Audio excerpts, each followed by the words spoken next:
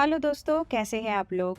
आज मैं आपको मिसेस अंडरकवर मूवी की स्टोरी सुनाऊंगी, जिसमें एक हाउसवाइफ कैसे एक साइको किलर को पकड़ती है और खुद उसे सजा देती है।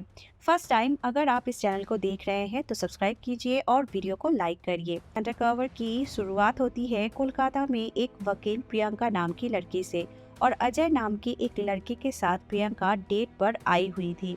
एक डेटिंग ऐप पर उन दोनों की बातें होती रहती थी। यहाँ हमें पता चलता है कि एक लॉयर होने के नाते प्रियंका औरतों के हक के लिए ही लड़ती आई है। एक औरत को अपना हक दिलाने के लिए अजय प्रियंका को इस बात पर अप्रिशिएट भी करता है। डेट के बाद अजय खुद प्रियंका को अपनी घर छोड़ने के लिए निकलता है।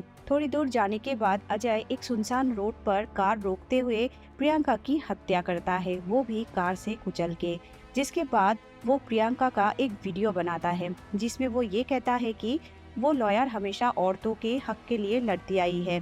उसने रिसेंटली एक औरत को अपना हक दिलाकर गलत किया है, जिसके लिए आज उसे यहाँ मरना पड़ रहा है। अगले दिन प्रियंका के अकाउंट से पोस्ट किया ये वीडियो सोशल मीडिया पर चारों ओर फैल जाती है, जिससे सबको ये पता चलता है कि एक सीरियल किलर ने बाकायदा एक वीडियो बनाकर बेरहमी से किसी को मारा है।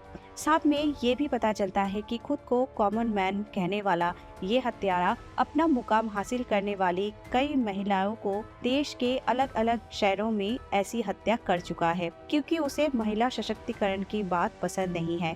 यानी अगर किसी लड़की ने उसके सामने अन्याय के खिलाफ आवाज उठाने की कोशिश करती है, या पढ़ाई लिखाई करती है, या फिर अपने बलबूते पे अपनी पहचान बनाने की बात करती है, तो उसका मरना तय है। उधर पुलिस उसे पकड़ नहीं पा रही थी, इसलिए इस केस को स्पेशल टास्क फोर्स डिपार्टमेंट को दिया जाता है। इस कॉमन मैन बहुत ही होशियार था, जिसने भी उसे पकड़ने की कोशिश करता था वो उसे भी मारकर उसका वीडियो बनाकर सबको भेज देता था। इसलिए स्पेशल डिपार्टमेंट डिसाइड करता है उन्हें ऐसी एक एजेंट चाहिए जिसके बारे में कॉमन मैन को कुछ भी पता ना हो। वहाँ पता चलता है कि 12 साल पहले स्पेशल डिपार्टमेंट के एजेंट के रूप में ट्रेंड उनकी एक एजेंट हंसी खुशी एक सुखी पारिवारिक जीवन बिता रहा है। उधर फिल्म की हीरोइन राधिका आप्टे एक अंडरकवर सीक्रेट एजेंट होती है, और उसकी नाम है दुर्गा। दुर्गा कोलकाता में ही रहती है। अनाथालय में पली बड़ी दुर्गा अपनी देश के लिए कुछ करने का ख्वाब लेकर ट्रेनिंग कंप्लीट करके सीक्रेट फोर्स में भर्ती हुई थी। फिर वो कोलकाता के एक बिजनेसमैन से शादी करके अपनी फैमिली बसा लेती है। दुर्गा बाकी सबकी तरह रोजमर्रा की जीवन बिता रही होती है। घर पर बूढ़े सास ससुर की वो सेवा करती है, पति को समय पर दफ्तर भेजने की सारी तैयारियां करती है, बेटे का होमवर्क भी निपटाती है। अकेली पूरी घर का बोझ उठाने में जुटी दुर्गा को रात में अक्सर ऐसे सपने आते हैं जिनमें वो अकेले देश के दुश्मनों को धूल चटाती है। वह स्पेशल डिपार्टमेंट को डेटा सर्च करते वक्त ये पता चलता है कि अभी भी उनका एक एजेंट कोलकाता में रहता है, और इसलिए स्पेशल डिपार्टमेंट के चीफ अपनी ऑफिसर्स को कहते हैं कि इस एजेंट के बारे में डिटेल्स निकालने के लिए, क्योंकि डिपार्टमेंट के पास उस एजेंट का कोई नाम पता कुछ भी नहीं था। एड्रेस पता चलने पर स्पेशल डिपार्टमेंट उस घर पर नजर रखना स्टार्ट करते हैं। उन्हें पहले लगता है कि देव नाम की आदमी ही उनका एजेंट होगा, इसलिए वो देव पर नजर रखना स्टार्ट कर देते हैं। वहीं स्पेशल डिपार्टमेंट के दूसरे ऑफिसर को पता चलता है कि वो एजेंट देव नहीं बल्कि उसकी वाइफ दुर्गा है। जिसके बाद स्पेशल डिपार्टमेंट की चीफ हर जगह दुर्गा का पता करने लगते हैं। डिपार्टमेंट की चीफ दुर्गा को इस केस के लिए स्पेशल डिपार्टमेंट में ज्वाइन करने के लिए कहते हैं, लेकिन दुर्गा पहले मना कर देती है, क्योंकि उसकी ट्रेनिंग कंप्लीट होकर भी 12 साल हो गए हैं, लेकिन उसे एक भी केस ऑफर नहीं हुआ था। अब वो पूरी तरीके से एक हाउसवाइफ बन गई है, इसलिए वो इस केस को नहीं ले सकती है, क्योंकि उसके ऊपर कई जिम्मेदारी है। लेकिन स्पेशल डिपार्टमेंट ऑफिसर उसे मनाने की हर तरह कोशिश कर रहे थे। अब यहाँ हम अजय को देखते हैं, जो देखने में बहुत ही सिंपल है। वो अपनी माँ के साथ रहता है, और उसकी माँ को चेकअप करने के लिए एक डॉक्टर उसके घर आती है। डॉक्टर जाते जाते उनसे कहते हैं कि वो अपना ख्याल रखे, क्योंकि वो कुछ दिनों के लिए बाहर एक गांव में जा रही है, जहाँ पर वो गांव की लड़कियों को पढ़ाना चाहती है। ये सुनने के बाद अजय उसका पीछा करने लगता है, क्योंकि वो तो पहले ही साइको था। ऊपर से वो सुन लेता है कि लड़कियों को पढ़ाने के लिए डॉक्टर गांव जा रही है। तो ये सुनने के बाद अजय उसका पीछा करने लग जाता है। फिर अजय डॉक्टर से बातें करते करते एक सुनसान जगह आने पर उसे भी उसी तरह मार देता है जैसे उसने प्रियंका को मारा था, और उसका भी वीडियो बनाकर उसी तरह पोस्ट कर देता है। दूसरे दिन स्पेशल डिपार्टमेंट के चीफ दुर्गा के पास फिर से आकर उसे समझाते हैं ज्वाइन करने के लिए। उनका कहना ये था कि दुर्गा एक हाउसवाइफ है, इस वजह से कॉमन मैन को उस पर बिल्कुल भी शक नहीं होगा, लेकिन दुर्गा अभी भी कन्विंस नहीं हो रही थी। इसके बाद हम देखते हैं कि दुर्गा जब अपनी बेटे को स्कूल छोड़ने जाती है तो वहाँ उसे पता चलता है कि उसके बेटे की टीचर कई दिनों से स्कूल नहीं आ रही है। 2 दिन बाद टीवी पर न्यूज़ में दिखाई जाती है कि उस टीचर का उसी तरह मर्डर हो गया है जैसे दूसरे औरतों की हत्या की गई है। दुर्गा की सास जब ये न्यूज़ देखती है तो वो दुर्गा से कहती है कि अगर वो हाउसवाइफ ना होती तो उस कॉमन मैन को जरूर सजा दिलाती। ये बात सुनकर दुर्गा को मोटिवेशन मिलती है।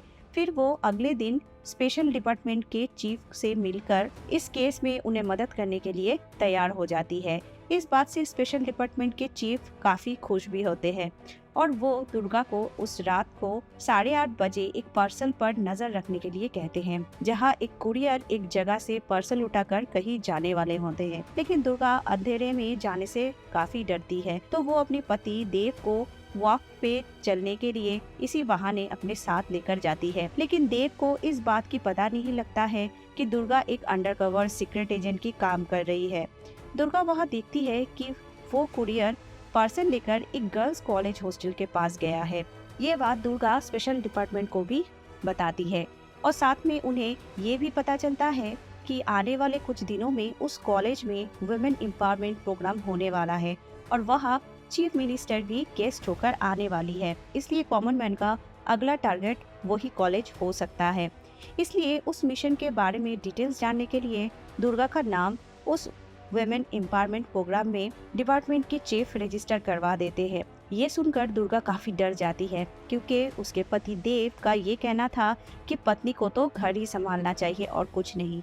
देव की माँ अगले दिन देव को बताता है कि उसके पापा ने हमेशा उसे हर काम में सपोर्ट किया है और वो भी यही चाहती है कि देव भी अपनी पत्नी दुर्गा के साथ ऐसा ही करे। देव को ये एहसास होने पर वो दुर्गा को वुमेन एम्पावरमेंट प्रोग्राम ज्वाइन करने के लिए परमिशन दे देता है, जिसके बाद दुर्गा कॉलेज जाती है और वहाँ जाके ये देखती है कि उस प्रोग्राम में उसके अलावा और भी कई सारे औरतें आई थी जो लाइफ में कुछ ना कुछ करना चाहती है, और इस प्रोग्राम को अजय और आदित्य ऑर्गेनाइज करते हैं।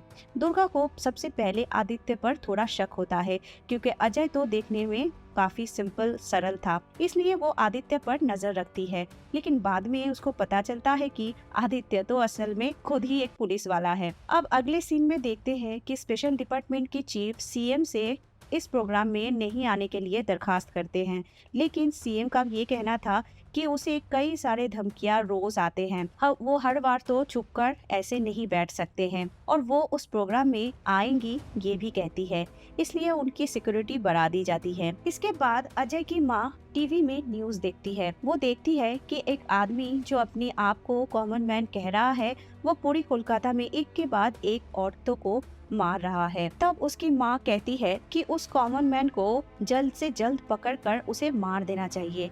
ये सुनने के बाद अजय को कुछ हो जाता है और अजय अपनी मम्मी को भी मार देता है और सबको बताता है कि उसकी मम्मी बाथरूम में फिसल कर गिर गई थी और जिससे उनकी डेथ हो गई है। इसके बाद एक दिन राधिका का बेटा देव के मोबाइल में गेम खेल रहा होता है। तभी राधिका देव के मोबाइल में कई सारे मैसेजेस देखती है और इससे उसे पता चलता है कि देव की अफेयर अलीशा नाम की एक लड़की के साथ चल रहा है, जो उनके पड़ोस में ही रहने के लिए आई थी। ये जानने के बाद दुर्गा को बहुत बुरा लगता है और वो बहुत रोती है और वो इसलिए स्पेशल डिपार्टमेंट की केस में इन्वेस्टिगेशन करना भी बंद कर देती है। स्पेशल डिपार्टमेंट के सभी ऑफिसर्स उसे कॉल कर रहे थे, लेकिन दुर्गा किसी का भी कॉल उठा नहीं रही थी। आखिर में स्पेशल डिपार्टमेंट की चीफ आता है दुर्गा से मिलने। दुर्गा उसे बताती है कि मुझे इस केस में आगे काम नहीं करना है, क्योंकि उसे अपने घर को संभालना था। तो ऑफिसर उसे याद दिलाते हैं कि अगर उसकी पति उसके देश से ज्यादा इम्पोर्टेंट है तो वो ये केस जरूर छोड़ सकती है। ये सुनकर दुर्गा फिर से डिसाइड करती है कि नहीं, उसे कुछ करना है और जो केस वो हाथ में लिया है वो पूरा करके ही रहेगी। इधर वो देव की मोबाइल हैक कर लेती है, जिसे वो देव और अलीशा के बीच में क्या बातचीत चल रहा है ये मैसेजेस पढ़ सकती है। यहाँ हम ये देखते हैं कि अलीशा अजय के साथ पहले से मिली हुई है। अजय को पता चलता है कि कोई एजेंट उसके पीछे पड़ा है, लेकिन वो कौन है ये उसे पता नहीं था। उसे लग रहा था कि देव हो सकता है कि कोई एजेंट हो, इसलिए अलीशा देव के साथ अफेयर चला रही थी। दुर्गा को अलीशा की मैसेज से पता चलता है कि वो देव को मारने की प्लान कर रहे थे। इसके बाद एक दिन देव के पीछे कुछ गुंडे पड़े थे और उसे समझ नहीं आ रहा था कि वो गुंडे आखिर क्यों उसे मारना चाहते हैं। तब दुर्गा देव को बचाने के लिए वहाँ पहुँच जाती है। दुर्गा उसे बताती है कि इन सारे गुंडों को अलीशा ने ही भेजा है और उसे पता है कि अलीशा के साथ देव का क्या चल रहा है। तब सारे गुंडे आकर देव को मारने लगते हैं। वहाँ दुर्गा फाइट करते हुए देव को बचा लेती है। ये देखकर देव काफी शॉक हो जाता है कि उसकी हाउसवाइफ गुंडों को कैसे मार रही होती है और उसको किस तरह बचा रही थी। इसके बाद दुर्गा देव को लेकर स्पेशल डिपार्टमेंट की ऑफिस पे पहुंच जाती है। सब लोग चाहते थे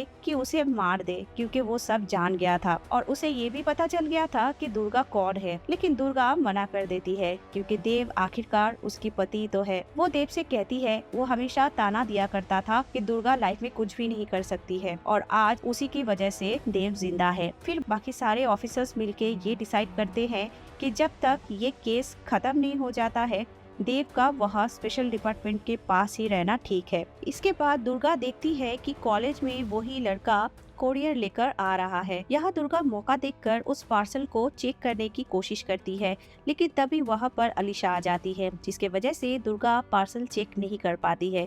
लेकिन अलीशा समझ गई थी कि दुर्गा ही वो एजेंट है।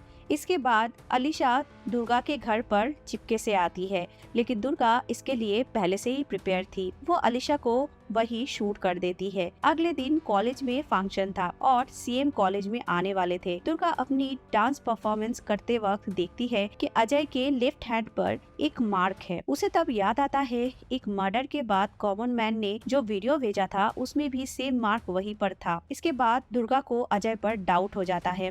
उस वक्त अजय ऑडिटोरियम से बाहर जा रहा होता है। दुर्गा को समझ आ जाती है कि वहाँ जरूर कुछ होने वाला है, इसलिए वो स्पेशल डिपार्टमेंट के चीफ को कॉल करके बताना चाहती है, लेकिन म्यूजिक की वजह से चीफ को कुछ भी आवाज सुनाई नहीं दे रहा था। इसके बाद दुर्गा खुद ही अकेले किसी तरह वहाँ लगाए गए सारे बॉम्ब को ढूंढ लेती है और उस बॉम्ब को डिफ्यूज भी कर लेती है। तब अजय ऑडिटोरियम के बाहर आकर बॉम्ब फटने का इंतजार कर रहा था। तभी दुर्गा और वहाँ के सभी लोग एक साथ आ जाते हैं और अजय को घेर लेते हैं, पर अजय उन्हें कहता है कि किसी के पास कोई प्रूफ ही नहीं है, इसलिए वो कहता है कि उसे कोई भी अरेस्ट नहीं कर सकता था। दुर्गा कहती है कि वो लोग उसे अरेस्ट नहीं कर सकते हैं, लेकिन मार तो सकते हैं। इसके बाद सब लोग वहाँ से चले जाते हैं और दुर्गा अकेले ही अजय को मार देती है। क्योंकि अजय को ईगो था कि औरतें कुछ नहीं कर सकती है, इसलिए दुर्गा खुद ही अजय को मारने का फैसला की थी। इसके बाद देव दुर्गा से माफी मांगता है और सब कुछ पहले जैसा करने के लिए कहता है और यहीं पर मूवी की दी एंड होती है। आपको कैसा लगा ये मूवी का स्टोरी कमेंट में जरूर बताइए। फिर मिलेंगे एक और इंटरेस्टिंग मूवी स्टोरी के साथ। Thank you, bye bye.